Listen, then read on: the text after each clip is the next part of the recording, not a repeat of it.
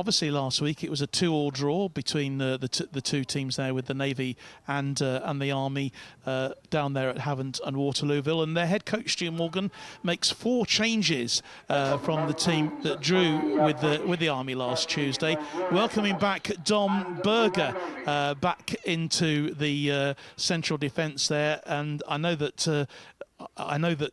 head coach Stu Morgan is really pleased to have him back. Also, he's got Seb Hobbs back in the team as well, and they are sort of back from operations and deployment.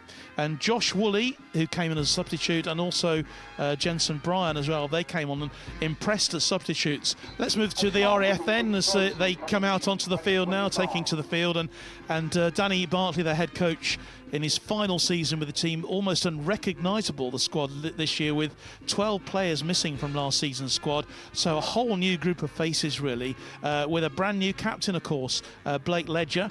He only played twice for the under-23s already so far, but he's going to relish that chance of leading the team out tonight against the Army. Another player to look out for in the lineup is air specialist Dean Hyam.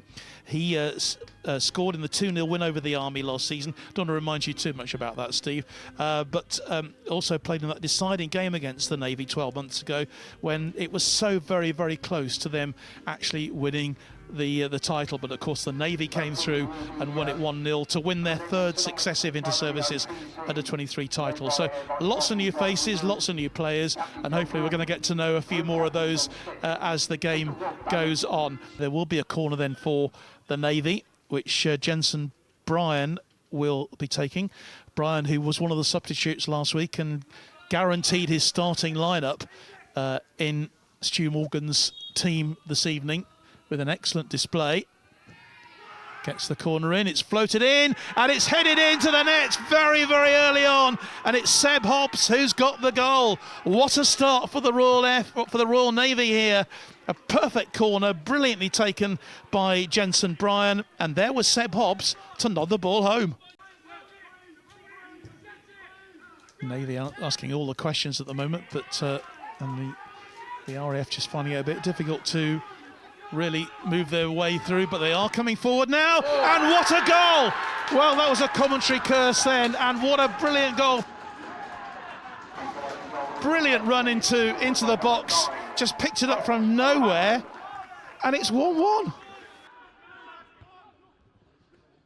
Dealt with by the defence, but here's O'Hanlon, and he'll take so on too. Opportunity, and he blazes the ball over the bar. Well, that's the second chance that Tom O'Hanlon has had.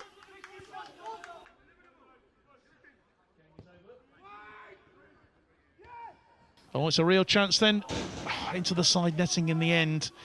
And again, Tom O'Hanlon was the man. That's the 3rd opportunity he's had.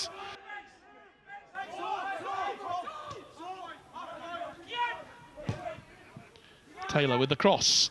And on the end of it is the number 11, and this time it is Jensen Bryan. He created the opening goal.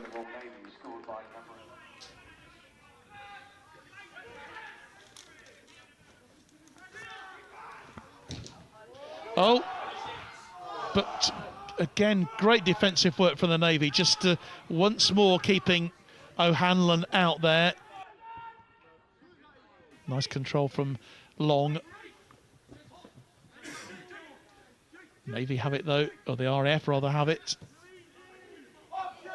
with Staunton into the box, takes the shot, good save from the goalkeeper.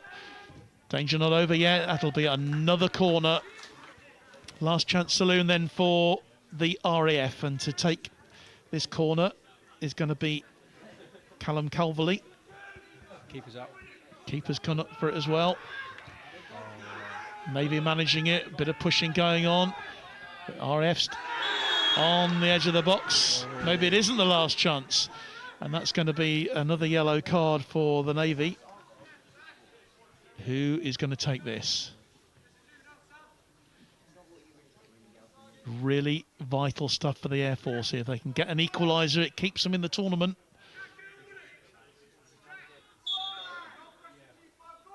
Bishop takes it. and it sneaks just wide, and it was so close, and that indeed is the last kick of the game. Goalkeeper didn't have to make the save in the end, did Sam Kellett, but it's the Navy who've come through and won this by 2-1 here. The second half goal scored by Jensen Bryan. They took the lead early on through a great header, headed in by Seb Hobbs from a Bryan corner. Good reply though from the RAF with Dean Hyam scoring not long after to level it at 1-1. It was 1-1 at half time, but it's the Navy who've come through, and it's the Navy now who are in the box seat to claim a 4th successive inter-services title. The Army out to stop them.